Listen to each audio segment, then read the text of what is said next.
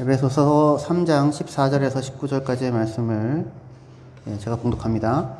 이러므로 내가 하늘과 땅에 있는 각 족속에게 이름을 주신 아버지 앞에 무릎을 꿇고 비노니 그의 영광의 풍성함을 따라 교독하죠. 그러면 16절 여러분 읽습니다. 시작. 그의 영광의 풍성함을 따라 그의 성령으로 말미암아 너희 속사람을 능력으로 건강하게 하시오며 믿음으로 말미암아 그리스도께서 너희 마음에 계시게 하시옵고 너희가 사랑 가운데서 뿌리가 박히고 터가 굳어져서 성도와 함께 지식에 넘치는 그리스도의 사랑을 알고 같이 읽겠습니다. 그 너비와 길이와 높이와 길이가 어떠함을 깨달아 하나님의 모든 충만하신 것으로 너희에게 충만하게 하시기를 구하노라.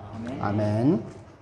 에베소서 3장 14절에서 19절까지 본문으로 믿음으로 사랑 안에서 충만해지다 라고 하는 제목을 가지고 함께 말씀 나누겠습니다. 에베소서 금방 이 본문은 설교 말미에 다루도록 할게요. 설교 말미에 다루고 그 본문의 내용을 저희가 이해하기 위해서 앞에 작업을 하고요. 한 단계 한 단계 밟아 나가서 에베소서 본문에 이렇게 이르도록 하겠습니다. 지난 2주간 저희는 믿음에 대한 말씀을 나눴었습니다. 그래서 믿음이 구원에서 하는 일 또는 믿음의 구조와 복음 이렇게 같이 말씀을 살펴보았는데요. 복음이 예수 그리스도로 말미암아 구원을 주시는 하나님의 능력이면 그리고 그 하나님의 능력에 대한 선포가 복음이라면 하나님이 그냥 우리를 구원하시면 되지 왜 우리에게 믿음을 요구하는가? 왜 믿음을 통해서만 우리가 구원을 받을 수 있고 구원의 그 영역 안으로 들어갈 수 있는가라고 묻는다면 구원이 무엇이기 때문이라고요? 하나님과의 화목이기 때문에, 그렇죠? 하나님과 화목이기 때문에 믿음이 반드시 요구된다고 했습니다. 구원이 다만 어떤 좋은 물건을 받는 것이거나 어떤 좋은 곳에 가는 것이 전부라면 그런 것이기만 하다면 굳이 예수를 믿거나 하나님을 믿지 않아도 될 수 있을 거예요. 하지만 구원이 하나님과 믿음과 사랑으로 함께 살아가는 화목이라면 그러면 반드시 우리는 믿음을 통해서 구원을 누릴 수 있게 되고 구원을 누리는데 믿음이 반드시 필요한 것이 될 것입니다. 성경에서 구원이라고 하는 것이 무엇이라고요? 하나님과의 화목이다. 네. 구원은 따라합시다. 구원은 하나님과의 화목이다. 구원은 하나님과의 화목이다. 이게 훨씬 큰 개념인 겁니다. 그죠? 아무리 대궐 같은 집에 있어도 그 가정에 화목이 없으면 천국이라고 할 수가 없잖아요. 그렇죠? 내가 사망의 음침한 골짜기를 다녀도 하나님이 함께 하시면 주께서 나와 함께 하시면 여호와는 나의 목자시니 내가 부족함이 없으리로다. 그죠? 그러니까 하나님과의 화목이 구원의 가장 본질적인 부분이라고 할 수 있어요. 그래서 관계의 회복이 근데 구원이라는 얘기는 구원이 일어나지 않았다면 하나님과 우리는 화목이 아니라 불화 상태에 있었다는 거죠. 다시 여기서 죄로 말미암아 하나님의 진노 가운데 사실은 있었거든요. 거기에서 예수께서 그 진노를 감당하시고 거기서 우리를 건지셔서 하나님과 화목하게 하셨었습니다. 그러니까 이 관계에 대한 이야기가 제일 중요한 거예요. 그러니까 의는 관계를 회복하여 복되게 하는 것이 의인 거고요. 다른 게 아니라 관계를 회복하여 복되게 하는 것이 의이고 죄는 관계를 파괴하는 것이 죄라고 할 수 있을 것입니다. 그래서 그런데 이 죄는 하나님과의 관계를 파괴하는 죄 가운데 사람이 들어갔을 때 관계가 파괴된 이 상황이 그로 하여금 반복해서 지속적으로 여러 형태의 죄들을 지으며 살게 하게 돼요. 그러니까 신뢰가 파괴된 상황에서 있어야 할 마땅한 터를 놓쳐버리기 때문에 그 이후 하나님을 믿고 살 수가 없으니까 자기가 자기 문제를 해결하느라고 그렇게 애를 쓰게 되잖아요. 그런 과정에서 계속해서 여러 가지 다양한 죄들을 짓고 살게 됩니다. 그래서 죄는 다만 하나님께 합당하지 않게 행하는 것일 뿐만 아니라 자기 자신에게 합당하지 않게 행하는 것이 돼요. 자기를 해칩니다. 자기를. 남들이 자기를 해치는 게 아니고요. 자기가 자기를 해치는 상황 가운데 있게 되죠. 그래서 죄로 인하여서 온전한 신뢰의 대상인 하나님을 잃어버린 인간에게 있어서 하나님은 숨어야 하는 두려움이었고요. 그리고 다른 사람, 타인은 그 사람의 눈앞에서 내가 나를 가려야만 하는 또 다른 두려움이었어요.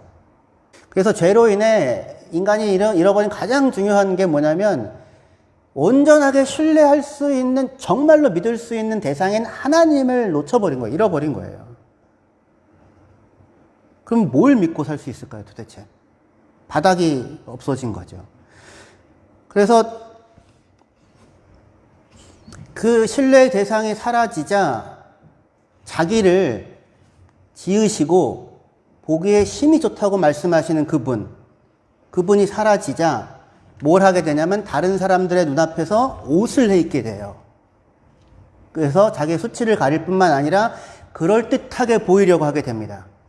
그럴듯하게. 그래서 타인의 눈앞에서 자기를 옷 입고 타인의 인정을 구하고 다른 사람 눈앞에서 저 사람 괜찮은 사람이다, 명품을 입고자 말하자면 하는 거죠.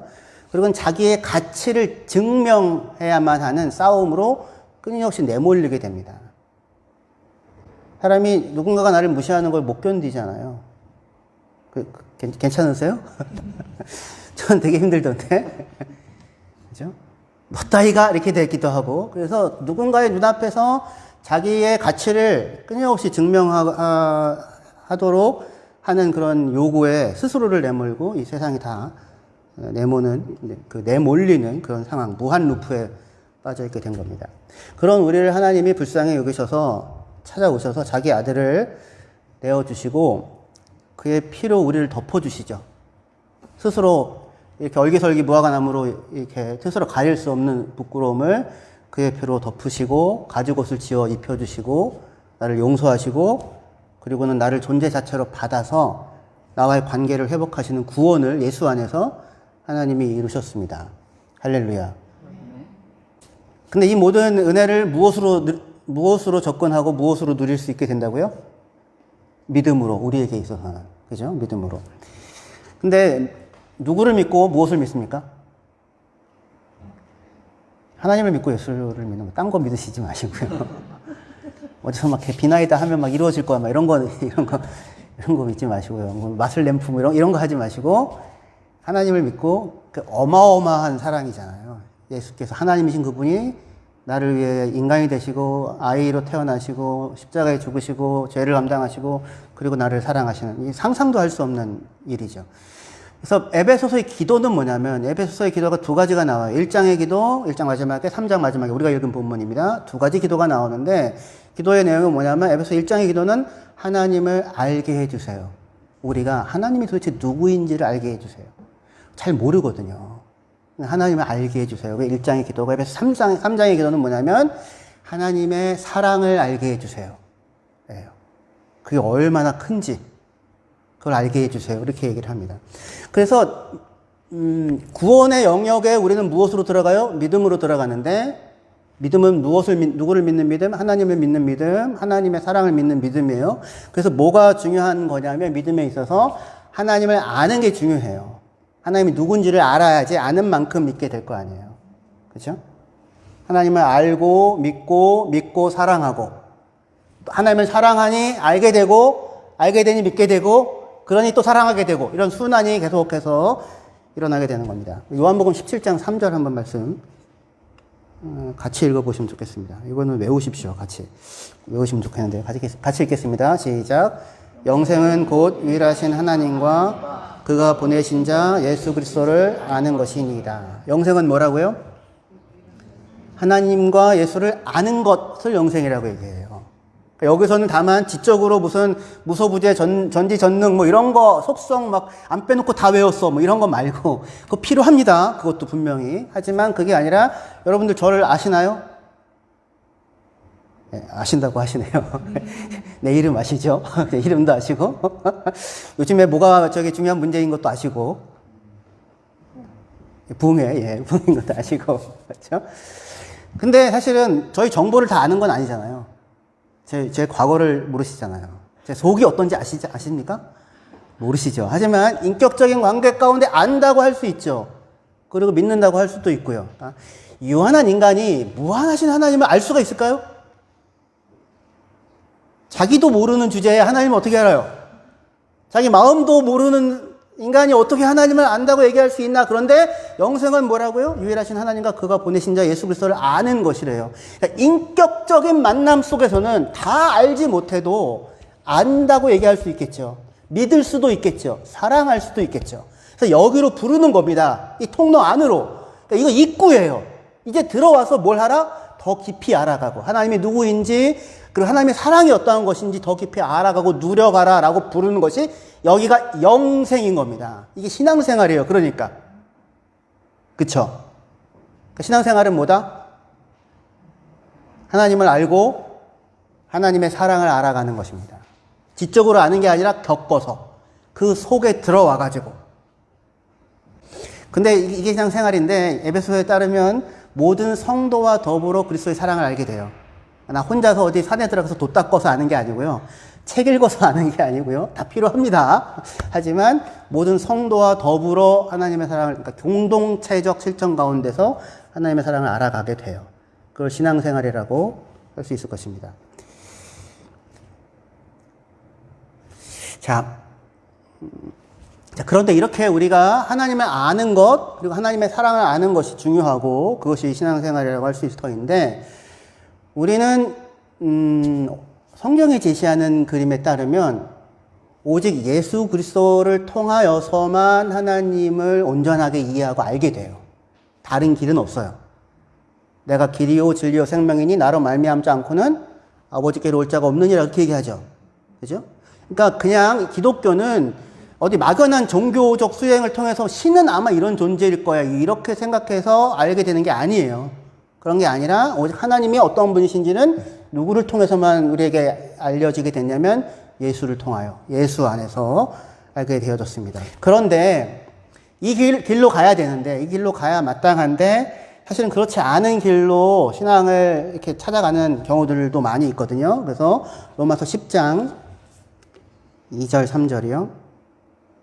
보시겠습니다. 내가 증언하노니 그들이 하나님께 열심히 있으나 올바른 지식을 따른 것이 아니니라. 하나님의 의를 모르고 자기 의를 세우려고 힘써 하나님의 의에 복종하지 아니하였느니라. 이 유대인들에 대한 얘기입니다. 유대인들이 하나님께 열심히 있대요. 그런데 올바른 지식을 따른 게 아니래요. 아까 신앙생활은 뭐다? 구원은 하나님과 화목이고 신앙생활은 하나님을 알고 하나님의 사랑을 알아가는 거예요. 공동체적 삶 속에서. 그런데 올바르게 제대로 알아가야 하는데 지금 여기 유대인들은 하나님에 대한 열심은 있는데 뭐가 없어요? 바른 지식이 없어요. 문제죠. 그래서 하나님의 의를 모르고 심써 자기 의를 세우려고 심써 하나님의 의에 복종하지 않고 있다. 그렇게 얘기를 하고 있습니다. 열심은 있는데 올바른 지식을 따른 것이 아니라면 그것만큼 위험한 게 없어요.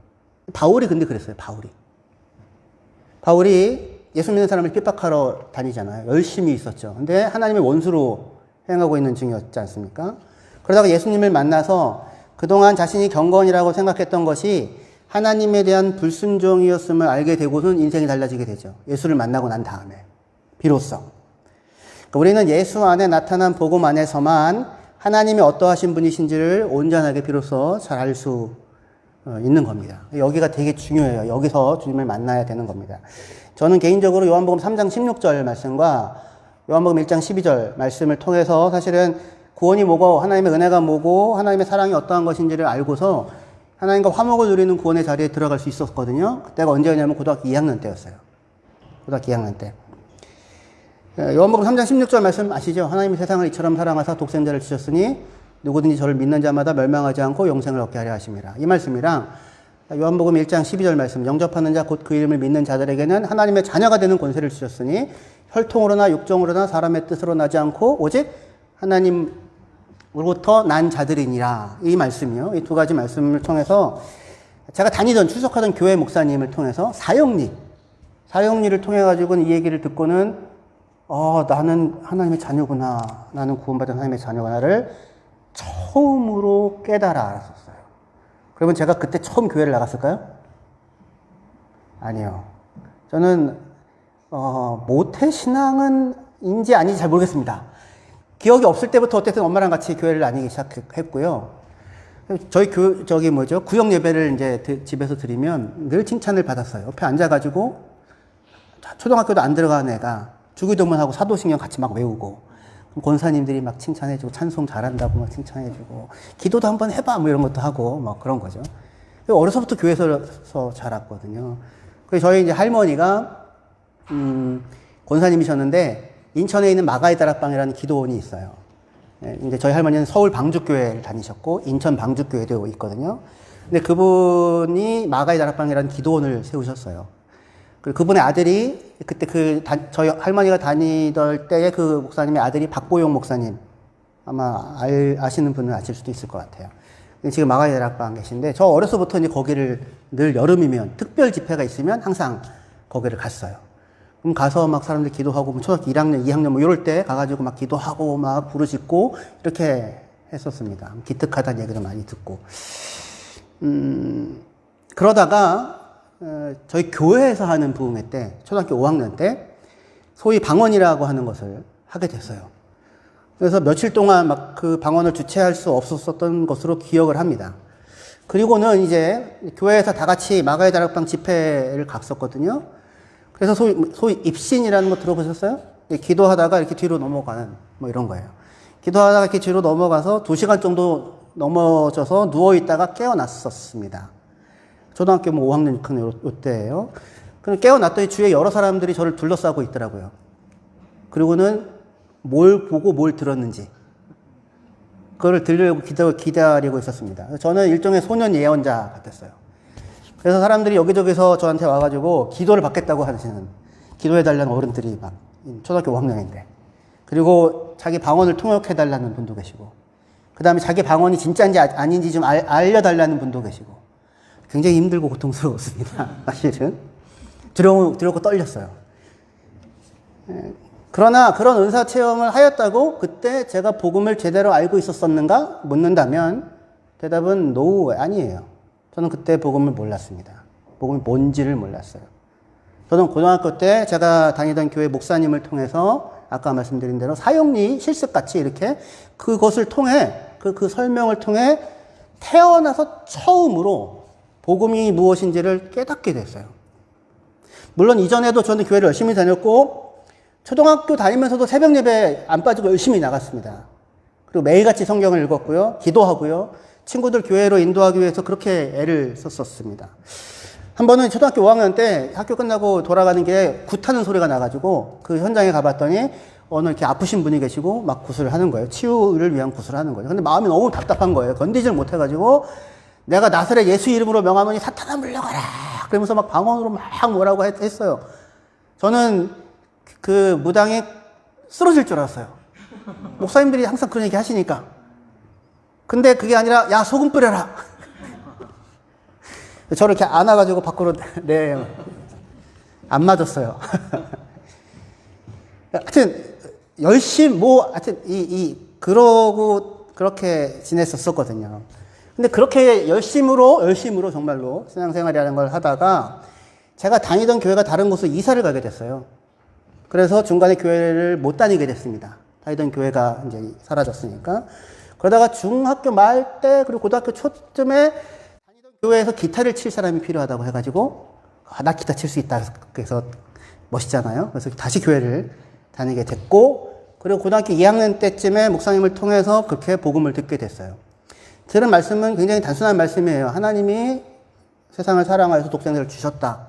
그를 믿는 자마다 멸망하지 않고 영생을 얻는다. 이 말씀과 영접하는 자, 그 이름을 믿는 자는 하나님의 자녀가 되는 권세를 주신다. 이 말씀이었어요. 이 말씀을 전에도 무수히 듣고 외우고 알고 있었었는데, 그런데 그 전에는 이 말씀을 있는 그대로 액면 그대로 받아들이지를 못했었습니다. 왜냐하면 그때 저는 항상 들었던 말이 예수 믿는다고 구원받는 거 아니야 였어요. 교회 다니면서 예수 믿는다고 구원받는 거 아니야. 그건 기본이야.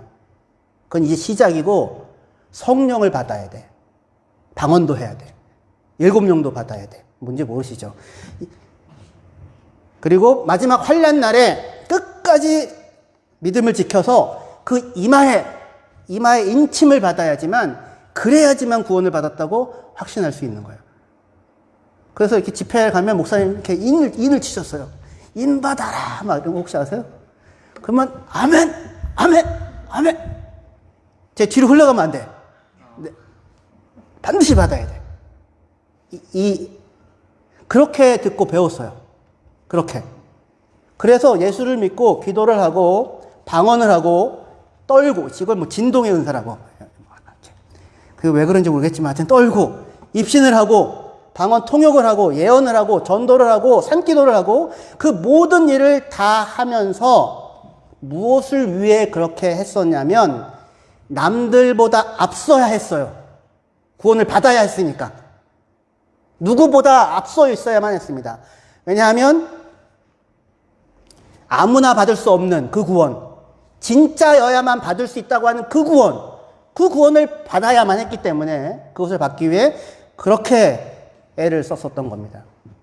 구원이라고 하는 게 뭔지를 몰랐어요. 믿음이 뭔지도 몰랐던 때였습니다. 방언을 하고 싶어서 얼마나 이렇게 그 어린 나이에 소리를 지르고 울며 기도했는지 모릅니다. 초등학교 때. 근데 그 부르짖는 마음 밑에 놓여 있었던 마음은 뭐였냐면 저에게 두려움과 욕심이었습니다. 방언을 하지 못하면 가짜 신자일지도 모른다는 두려움. 그리고 교회에 있는 다른 누구보다 내가 먼저 방언을 받아야만 하겠다고 하는 경쟁, 욕심. 그 두 가지가 제 안에 다 있었습니다. 그래서 교회에서 이제 주기철 목사님 영화 상영을 한다고 해가지고 특별 행사니까 친구들 다 데리고 와서 저도 친구들 막 전도하고 해가지고 데리고 왔는데 교회 안 다니던 친구까지 그 영화를 보면서 우는 거예요. 감동을 받아서. 교회 사람들 다 울고. 근데 저는 소년 예언자잖아요. 그러면은 그냥 목사님 말 한마디만 해도 막 눈물이 나와야 될 거 아니에요? 근데 냉랭한 거예요. 눈물이 안 나오는 거예요. 내가 당황스러워. 사람들이 막 쟤는 안 우나? 막 이런 생각이 혹시. 그래가지고 깜깜하니까 얼른 몰래 침을 발라가지고 눈에 발랐어요. 그리고 울려고 애를 썼어요. 저만 쓰레기예요? 그러니까 두려움과 욕망이에요. 두려움과 욕망. 저 정도 된다고 생각했는데 그거 아니네? 라는 얘기 들을 것에 대한 두려움과 누구보다 더 영성 있고 예민한 사람이라고 하는 얘기를 듣고 싶은 그런 욕망. 그래서 기도원에 갔을 때 집회가 끝난 뒤에 저는 항상 끝나고 난 다음에도 산기도를 갔어요. 나무 뿌리를 뽑아야 되잖아요. 그러고는 기도를 하고 밤늦게 내려옵니다. 사람들은 다 자고 있어요. 그럼 제가 이렇게 깔아보는 거죠. 그렇게 해가지고 은혜를 받겠어. 초등학생이. 우월감에 적혀져 있습니다. 근데 그때 저는 과연 하나님을 알았나, 복음을 알았나 묻는다면 아니요. 저는 하나님이 어떤 분이신지, 복음이 무엇인지 전혀 알지 못했습니다. 있는 거는 열심과 경쟁과 욕망 그리고 두려움이었었어요. 교회를 그렇게 다니고 성경도 그렇게 많이 보고 은사 체험도 그렇게 하면서 왜 저는 하나님도 모르고 복음도 몰랐었을까요? 아무도 저에게 가르쳐주는 사람이 없었어요. 교회를 다녔고 열심을 내었습니다. 소위 성령의 은사라는 것들도 마음의 열망 속에서 경험하기도 했어요. 그런데 하나님이 나를 사랑하신다는 이 말이 도대체 무슨 뜻인지, 그가 나를 사랑하신다는 이 말이 도대체 뭘 의미하는지를 전혀 알지 못했어요. 그냥 하나님께 인정받고 사람들에게 인정받고 눈에 띄는 자가 되어야만 했어요. 수음이한가 하면 수를 받아야만 집에 들어올 수 있는 거예요. 그때 생각에. 왜냐하면 하나님은 아무나 구원하시는 분이 아니라고 듣고 배우고 있었으니까요. 그래서 집회 때 이렇게 부흥회 우리도 이제 하게 되는데 목사님이 강단에 이렇게 딱 등단하시면서 이렇게 사람들 하는 사람들이 이렇게 쳐다봅니다. 이렇게 봤다가 내려가서 한 2명 정도에게 안수를 해요. 특별하게 안수를 하는 거죠. 그러면 방언을 하든지 아니면 입신을 하고 이렇게 넘어가는 일이 있는 겁니다. 근데 아무나 안 해줘요. 영이 맑은 사람에게만 해준다는 거예요. 그럼 그럼 제가 거기에 앉아있으면서 목사님이 딱 나오면, 등장하면 제가 무슨 열망이 생길까요? 목사님 막 쳐다보는 거죠. 나를. 여기 밝잖아요. 나. 저를 해줘야만 하는 거예요. 근데 다른 사람 부럽고, 근데 내가 아는 누군가, 김혜창 집사님 이렇게, 내가 아는 누군가, 그러면 시기, 질투, 어떻게 해야 저 목사님의 눈에 띌 수 있을까? 인정을 받을 수 있을까? 나를 좀 알아보고 와가지고 특별하게 나에게만 막 안수를 해주는 그런 일은 없을까? 근데 영이 맑은 사람만 된다면서, 나 이런 영이 맑지 않은 것 같아. 이런 딜레마.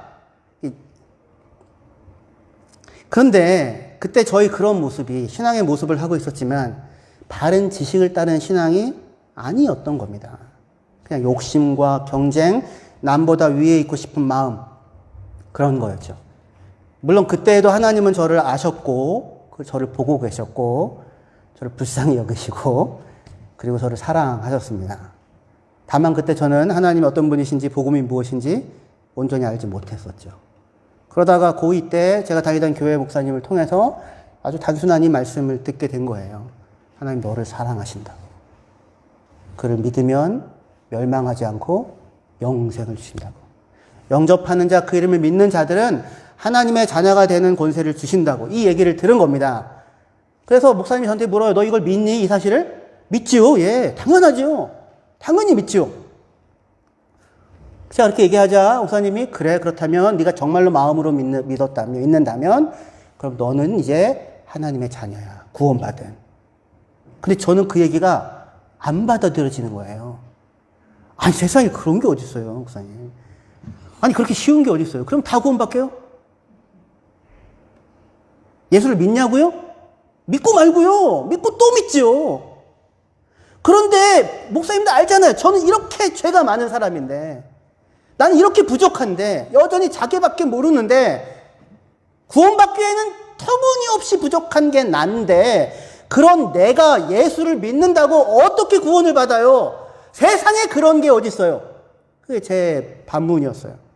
목사님이 얘기하시더라고요. 형이라 네가 너를 구원하는 게 아니라 하나님이 너를 사랑하여서 예수를 통해 너를 구원하시는 거야. 너의 수고나 너의 노력이나 남보다 더한 너의 열심으로 네가 구원을 얻는 게 아니라 하나님이 너를 사랑하셔서 너를 위하여 십자가를 지시고 자기 아들을 내어주심으로 너를 구원하신 거야. 너를 믿지 말고 하나님을 믿고 예수를 믿고 약속을 믿고 복음을 믿어. 목사님의 그 말을 들으면서 저는 그때 처음으로 깨달았어요. 아, 내가 나를 구원하는 게 아니구나. 내가 나를 구원할 수가 없구나. 내가 나를 구원하는 게 아니구나. 하나님이 예수 그리스도로 말미암아 그를 믿는 자를 구원하시는구나. 그래서 은혜구나, 이게. 그래서 내가 자랑할 게 없구나. 남보다 나은 몇몇 특정한 사람들만 그들이 이룬 성취와 수고의 결과로 구원에 이르는 게 아니라 하나님께서 나를 위하여 자기 아들을 내어주시고 물과 피를 쏟으시고 자기 몸을 찢으시는 그 사랑으로 그가 행하신 그 은혜로 하나님이 나를 구원하시는 거구나. 이 말씀이 사실이라면 나는 구원받은 하나님의 자녀구나. 아, 나는 그러면 하나님의 자녀네, 내가 지금? 그게 고등학교 2학년 때 깨달음이었어요. 내가 하나님의 자녀야. 난 이미 하나님의 자녀야. 그날 밤 전 잠을 잘 수가 없었어요. 아, 내가 하나님의 자녀구나. 하나님이 나를 구원하시고 하나님이 나를 사랑하시는구나. 하나님 내 아버지시구나. 그가 어떠한 사랑으로 나를 사랑하시는지 나는 이미 하나님의 자녀구나 라고 하는 것을 알게 되었어요. 여러분, 이 세상은 끊임없이 우리에게 너의 가치를 증명하라고 요구합니다. 존재해도 되는 이유를 대라고 얘기해요. 그 세상이 하는 얘기예요. 세상이. 끊임없이 옷을 해 입습니다. 두려움을 잠재우고자. 그러나 그것은 세상이 얘기하는 것이고요. 복음 안에서 찾아오신 하나님은 우리에게 우리가 우리가 두려움으로 입은 우리의 옷을 벗겨주시고 자기가 십자가를 지셔서 그의 피로 우리를 덮으시고 그리고 우리를 안으시고는 너는 내 사랑하는 아들이라고 내 안에서 살라고 우리를 받으시는 것입니다. 그것이 에베소서 말씀이에요.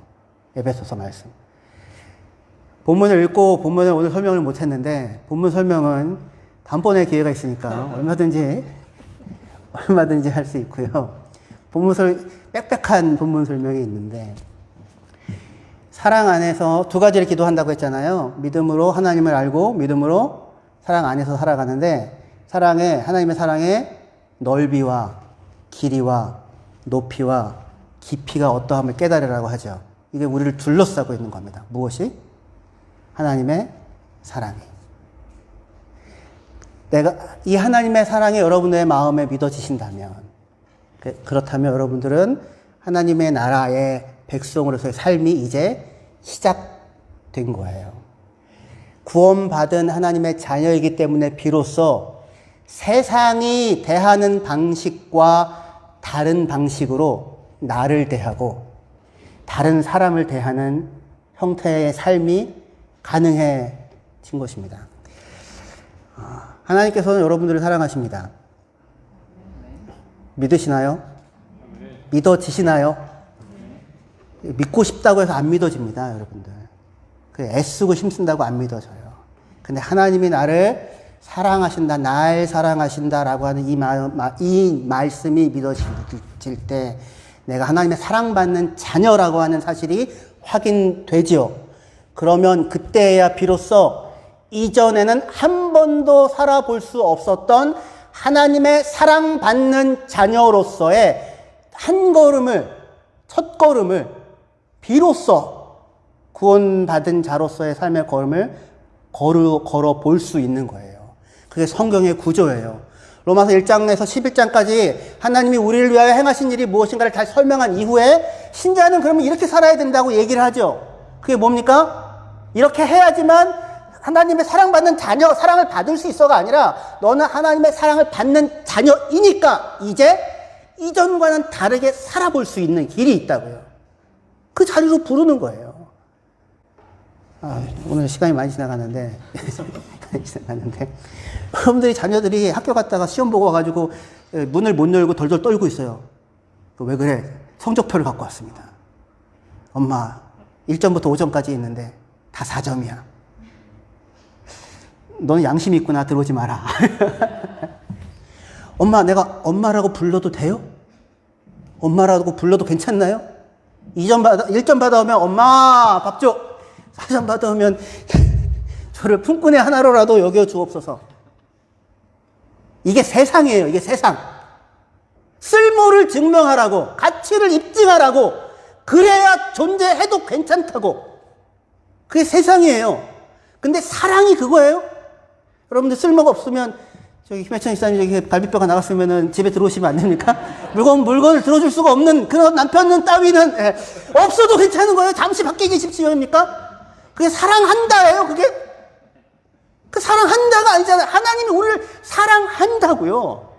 그 말이 다 퇴색돼 버렸어요. 이 세상의 시스템 속에서 경쟁으로, 쓸모의 문제로. 제가 병들었어도, 제가 아무짝에도 쓸모없이 짐스러운 사람이어도 제 아내는 저를 버리지 않을 걸 믿습니다. 왜냐하면 제 아내를 사랑하거든요. 그게 예수께서 우리를 위하여 십자가를 지신 이유예요. 우리를 사랑하십니다. 우린 거기서 시작하는 거예요. 그 안에, 그 터 위에, 여기가 출발점이에요. 목표가 아니라 여기가 바닥이라고요. 이 바닥 밖을 내려갈 수가 없어요. 이 바닥이 없으니까, 무저객이니까 끊임없이 옷을 해입어서 나 괜찮은 사람이라고 그걸 하고 있는 겁니다. 이 세상이. 그러니까 하나님은 그게 아니라고요. 내가 너를 사랑한다고. 그 터 위에 우리를 놓으십니다. 그리고는 이제 살아보라고. 하나님이 누군지 알라고. 그 사랑이 어떠한 것인지. 내가 너를 사랑한다라는 말, 그 짧은 문장 안에 얼마나 어마어마한 것이 담겨져 있는지를 성도들과의 더불어의 삶을 통하여, 이 지지고 볶고 싸우는 이걸 통하여 사랑한다라는 그 문장이 얼마나 엄청난 것인지를 겪고 알라고 우리에게 허락하시는 것입니다. 이 은혜를, 이 하나님의 자녀된 이 은혜를 마음껏 누리시는 저와 여러분들이 되시기를 주의 이름으로 축원합니다. 기도하시겠습니다.